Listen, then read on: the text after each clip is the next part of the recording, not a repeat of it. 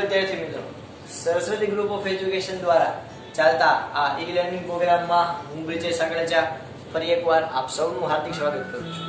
આપણે ધોરણ 10 ની અંદર વિજ્ઞાન વિષયની અંદર ચેપ્ટર નંબર 5 એટલે કે તત્વોનું આવર્તનીય વર્ગીકરણ એના વિશે આપણે અભ્યાસ કરતા હતા કે જેમાં આપણે 2 લેક્ચર ઓલરેડી કમ્પ્લીટ કર્યા અને આપણો ત્રીજો લેક્ચર છે રંગારંગ.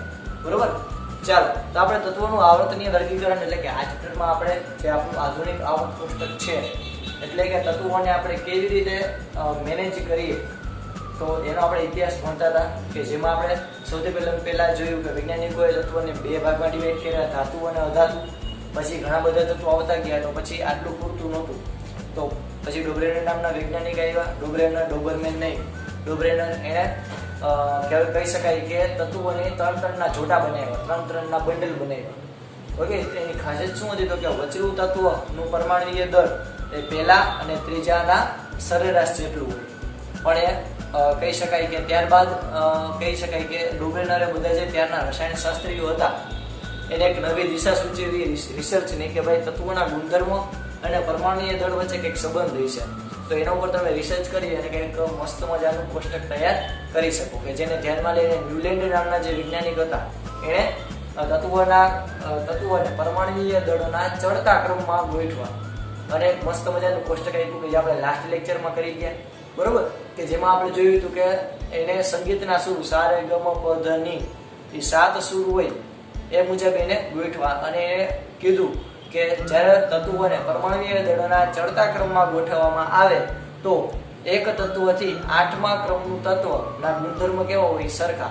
એટલે કે પહેલું અને 8મું એના ગુણધર્મ સરખા, બીજું અને 9મું એના ગુણધર્મ સરખા, ત્રીજું અને 10મું એના ગુણધર્મ સરખા.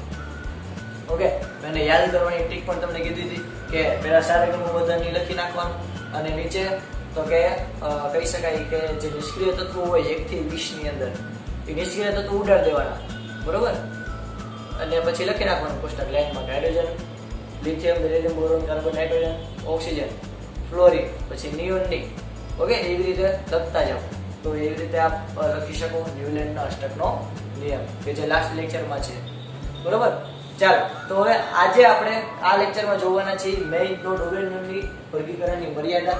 એટલે કે ડોબરેનરે જે નિયમ આપ્યો, ત્રિપુટીનો નિયમ આપ્યો એમાં શું ખામી હતી અને ન્યુલેન્ડના અષ્ટકનો જે નિયમ આપ્યો એમાં શું ખામી હતી, એમાં શું મર્યાદા હતી.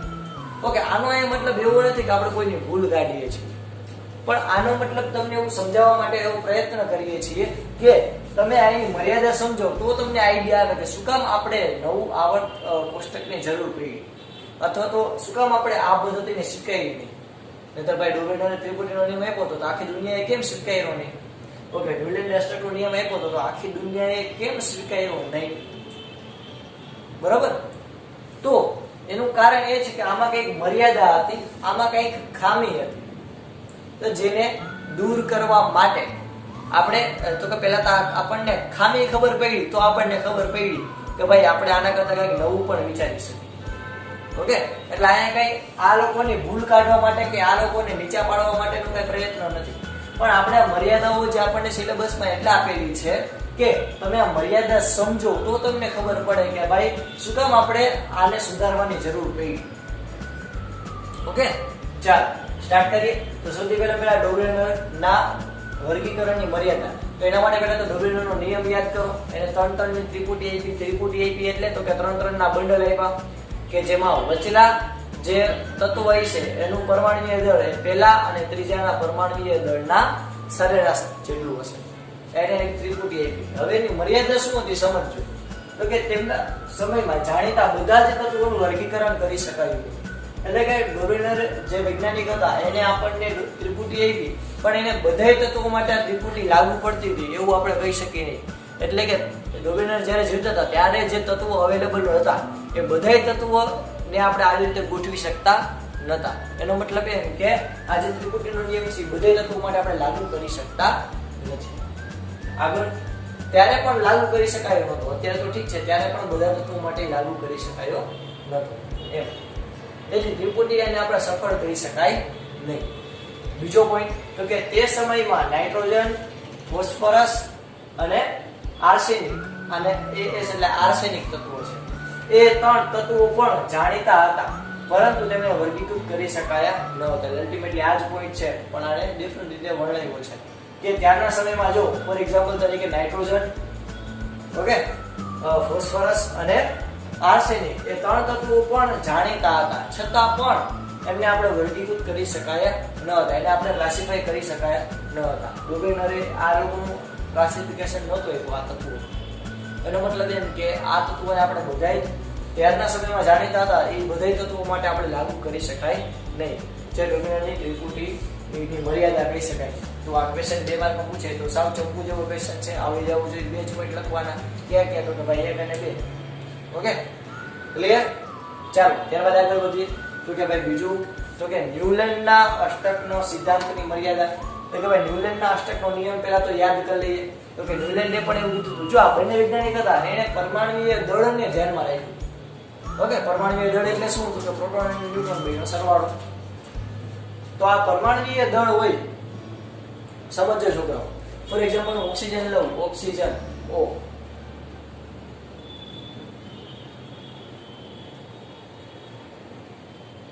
તો ઓક્સિજન જે હોય એનો પરમાણુ ક્રમાંક છે 8. ગણો જોઈએ તમે, 8 આવે. Hydrogen, helium, lithium, beryllium, boron, carbon, hydrogen, oxygen એટલે 8. તો એનો મતલબ એમ કે એના કેન્દ્રમાં 8 પ્રોટોન છે અને એની ફરતે પહેલી કક્ષામાં 2 ઇલેક્ટ્રોન, બીજી કક્ષામાં 6 ઇલેક્ટ્રોન હશે.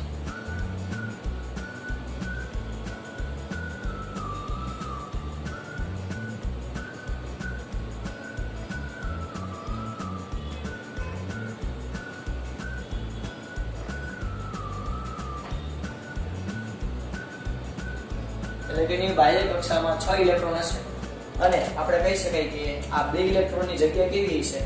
ખાલી. એટલે કે 2 ઇલેક્ટ્રોન મેળવશે એટલે ઋણ આયન બનાવશે, જે આપણે બેઝિક લેક્ચરમાં ભણ્યા. બરોબર? હવે તમે જુઓ આ 2 શક્યતા છે. કઈ? તો કે આ જે પ્રોટોન છે અને ઇલેક્ટ્રોન છે, આ બધા શું છે? તો કે ઇલેક્ટ્રોન.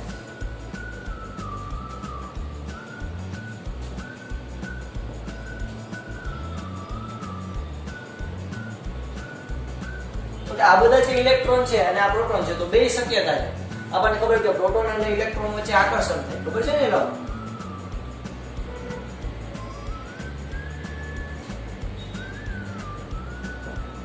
અને પ્રોટોન વચ્ચે અને ઇલેક્ટ્રોન વચ્ચે શું થાય? તો કે અપાકર્ષણ, કારણ કે સરખા વીજભાર ધરાવે છે. આ તો ખબર જ છે બધાને. બરોબર? હવે સમજો ધ્યાનથી. તો કે તો આ 2 શક્યતા છે. પ્રોટોન ઇલેક્ટ્રોન વચ્ચે આકર્ષણ હોય તો 2 શક્યતા છે. કાં તો પ્રોટોન છે એ ઇલેક્ટ્રોનની બાજુ આવે અથવા તો ઇલેક્ટ્રોન છે એ પ્રોટોન બાજુ આવે. તો શું કામ ઇલેક્ટ્રોન છે એ પ્રોટોન બાજુ આવે છે એટલે કે એની આજુબાજુ ગતિ કરે છે? શું કામ ઊંધું નથી થતું કે પ્રોટોન એની સ્થાનથી ખસી જાય? તો કે ભાઈ એને એક જકડી રાખે છે કે જે આપણે બેઝિક લેક્ચરમાં વિડિયો દ્વારા પણ જોયું હતું. તે જકડી રાખે એનું નામ શું છે? કે એનું નામ છે ન્યુટ્રોન. શું નામ છે? ન્યુટ્રોન. કે જે તટસ્થ હોય. ઓકે, N0 0 એટલે તટસ્થ, એ કાંઈ વીજભાર ધરાવતો નથી. તો આ જે ન્યુટ્રોન હોય એ કેટલા રાખવા પડે? તો કે ભાઈ મારે 8 પ્રોટોનને સંતુલિત કરવા છે તો મારે કેટલા ન્યુટ્રોન રાખવા પડે?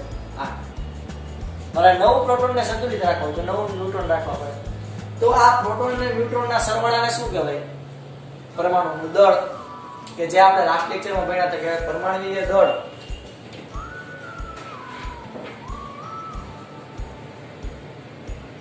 Equal to proton plus neutron એટલે કે બેનો સરવાળો.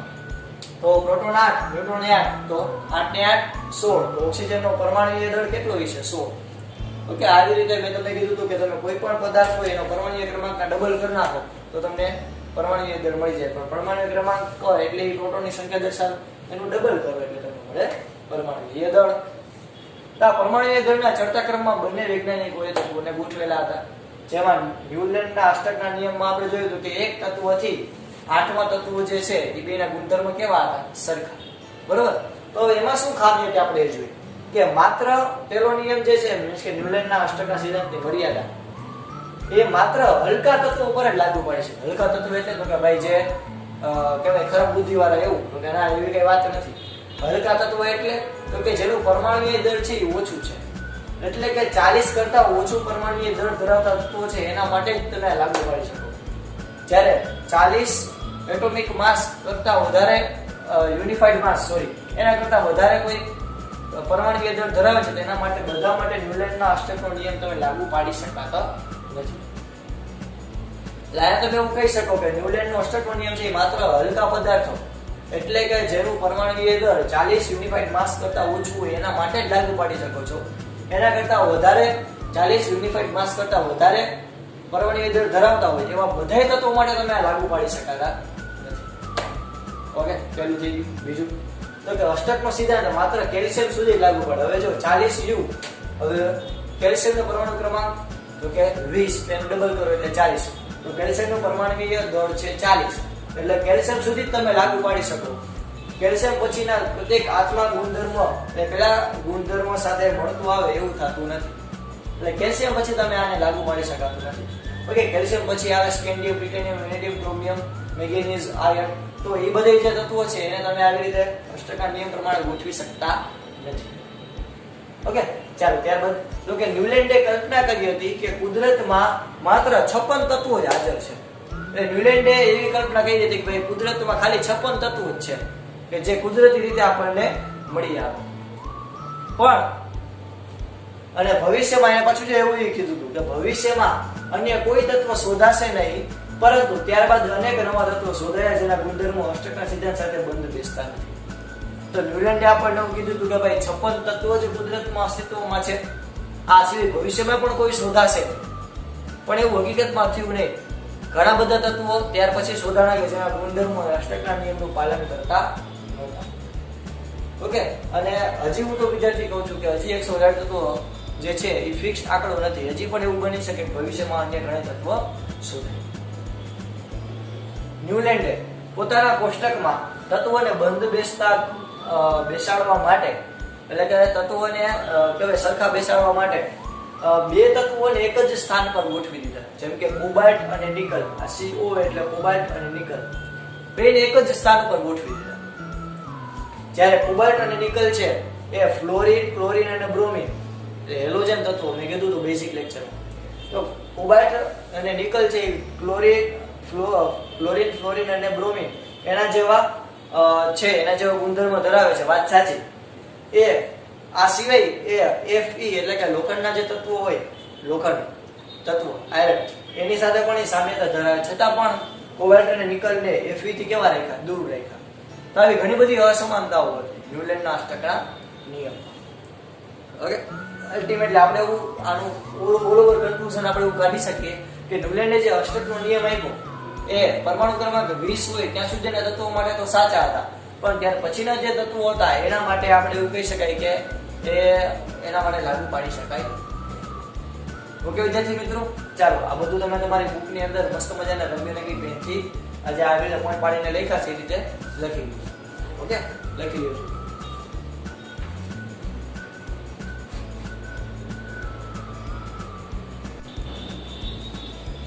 ચાલો ત્યાર પછી આપણે ટોપિક જોઈએ મેન્ડેલિફનું આવર્ત કોષ્ટક. તો સૌથી પહેલા ડોબ્રેનર, ત્યારબાદ ન્યુલેન્ડ કે બંને પરમાણુય દળના ચડતા ક્રમમાં ગોઠવણી કરી. હવે ત્યારબાદ આપણે ત્રીજો ટોપિક ભણીએ છીએ મેન્ડેલિફનું આવર્ત કોષ્ટક. ઓકે, મેન્ડેલિફનું આવર્ત કોષ્ટક એટલે કે મેન્ડેલિફ નામના જે વૈજ્ઞાનિક હતા એને એક મસ્ત મજાનું કોષ્ટક બનાવ્યું કે જેને કહે છે મેન્ડેલિફનું આવર્ત કોષ્ટક, કે જે આપણે જે તેને આધુનિક આવર્ત કોષ્ટક છે એનો આપણે પાયો કહી શકીએ, અથવા તો એ આમાંથી આપણે સુધારો વધારો કરીને તૈયાર કર્યું છે એમ આપણે કહી શકીએ. તો તત્વોના વર્ગીકરણનો મુખ્ય શ્રેય. ઓકે, હવે આની પહેલા તો કે ન્યુલેન્ડનો જે અષ્ટકનો નિયમ છે એ અસ્વીકાર થયો, કારણ કે મેં તમને કીધું કે ન્યુલેન્ડના અષ્ટકના નિયમમાં મર્યાદા હતી. તો ત્યારબાદ બીજા ઘણા બધા વૈજ્ઞાનિકોએ ટ્રાય કરવા માંડ્યા કે તત્વોના જે દળ છે, પરમાણુય દળ, એની વચ્ચે અને તત્વોના ગુણધર્મો વચ્ચે શું સામ્યતા છે, કે જેમાં આ રંગારંગ સફળતા મેળવી. તત્વોના વર્ગીકરણનો મુખ્ય શ્રેય એ રશિયન રસાયણશાસ્ત્રી દમિત્રી ઇવાનોવિચ મેન્ડેલિફ. ઓકે, આ જે વૈજ્ઞાનિક છે એને કહેવાય કે તત્વોના વર્ગીકરણનું સારી એવી સફળતા મળી. કેવી રીતે? તો કે ભાઈ એને કઈક પ્રોપર મેથડ કઈ તો કે જો મેન્ડેલિફે તત્વોની જે ગોઠવણી કરી હતી અત્યાર સુધી એવું છે કે તત્વની ગોઠવણી કઈ રીતે કરતા હતા ડોબેનર અને ન્યુલેન્ડ, તો કે ભાઈ પરમાણુય દળના ચડતા ક્રમ મુજબ. પણ આ મેન્ડેલિફે આ સિવાય બીજી બાબત પણ ધ્યાનમાં લીધી. કઈ તો કે મૂળભૂત ગુણધર્મો, તત્વની ગોઠવણી કઈ રીતે કરી, તો કે તત્વના મૂળભૂત ગુણધર્મો એટલે કે જે કહેવાય કે ઓલમોસ્ટ જે આપણા અત્યારના જે બધાય તત્વો છે એ બધાય તત્વો જે છે એ જે ગુણધર્મો ધરાવતા હોય, બધાય તત્વો પ્રક્રિયા કરતા હોય. ઓકે, એવા અમુક ગુણધર્મો જેમ કે આપણા માણસના મૂળભૂત ગુણધર્મની વાત કરી તો માણસનો મૂળભૂત ગુણધર્મ શું છે કે ભાઈ બધા માણસ વજન ધરાવે છે, તો એમાં કઈ ખોટી વાત છે? બધા માણસ દળ ધરાવે છે, એમાં કઈ ખોટી વાત છે? દળ તો હોય જ ને બધા માણસને, તો જ જીવતા હોય. ઓકે, બધા માણસ હોય, બધા માણસ એવું દળ ધરાવતા જ હોય, તો આને આપણે મૂળભૂત ગુણધર્મ કહી શકાય. એવી રીતે વિદ્યુત ભાર જે આપણે 12મા ચેપ્ટરમાં ભણી ગયા એ પણ એક મૂળભૂત ગુણધર્મ છે, એને આપણે કોઈ પદ્ધતિથી અલગ કરી શકાતો નથી. તો આવા જે ગુણધર્મ છે કે જેને આપણે તત્વોની સાથે જોડાયેલા છે એને કોઈ અલગ આપણે ન કરી શકીએ. જેમ કે પ્રોટોન અને ન્યુટ્રોન, તો એ કહેવાય તો કે મૂળભૂત તત્વો કહેવાય. કોણ કહેવાય? એને કોઈ એવું તત્વ આપણને જોવા નથી મળ્યું જેમાં પ્રોટોન જ ન હોય. ઓકે, તો આવી રીતે કહેવાય કે મૂળભૂત ગુણધર્મો બધાય તત્વો જેની પ્રક્રિયા કરતા હોય એવી પ્રક્રિયાઓ ધ્યાનમાં લઈ, એટલે કે મૂળભૂત ગુણધર્મો, પરમાણુય દળ જે ઓલરેડી તો ચાલુ જ આવતું હતું ન્યુલેન્ડ અને ડોબેનર થી પણ, અને રાસાયણિક ગુણધર્મો એટલે કે જે બધાય તત્વો જે છે એની કેવી રાસાયણિક પ્રક્રિયાઓ કરે છે. આ બધાય આ ત્રણેય વસ્તુને ધ્યાનમાં લઈ યાદ રાખજો. જો ડોબેનર અને ન્યુલેન્ડ બંને તત્વોને પરમાણુય દળના ચડતા ક્રમમાં ગોઠવ્યા હતા, જ્યારે મેન્ડેલિફે ત્રણ વસ્તુ ધ્યાનમાં લીધી. કઈ તો કે મૂળભૂત ગુણધર્મો, પરમાણુય દળ અને રાસાયણિક ગુણધર્મો. આ ત્રણેયની સમાનતાને આધારે એને ગોઠવણી કરી કે આ ત્રણેય તત્વો કેવા સમાન જોવા મળે એ તત્વોને એક બાજુ લેવી, એને એવી રીતે ગોઠવણી કરી. આ ત્રણેય તત્વો કયા, આ ત્રણેય ગુણધર્મો કયા તત્વોમાં સરખા આવે એને એક બાજુ લેવી, એવી રીતે ગોઠવણી કરી. તો કાર્યની જ્યારે એને શરૂઆત કરી ત્યારે કેટલા તત્વો જાણીતા હતા? 63. તો ખાલી જગ્યામાં પૂછે કે મેન્ડેલિફે જ્યારે આવર્ત કોષ્ટક બનાવવાની શરૂઆત કરી ત્યારે કેટલા તત્વો જાણીતા હતા? તો કે ભાઈ 63.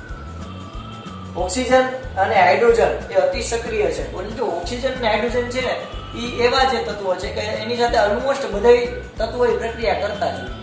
તમે જોયું હશે કે હાઇડ્રેટ અને ઓક્સાઇડ તો બધા તત્વો બનાવતા જ હોય. તો ઓક્સિજન અને હાઇડ્રોજન અતિ સક્રિય હોવાથી તે બધા સાથે પ્રક્રિયા કરે અને તેથી તેના સંયોજનો પર પણ બધા મેન્ડેલિફે ધ્યાન કેન્દ્રિત કર્યું. એને ભાઈ એમ થયું કે ભાઈ હાઇડ્રોજન અને ઓક્સિજન એને બધા તત્વો પ્રક્રિયા કરે છે, એટલે હાઇડ્રેટ અને ઓક્સાઇડના સૂત્રોને તત્વોના વર્ગીકરણ માટેના મૂળભૂત ગુણધર્મો પૈકી એક ગણાય.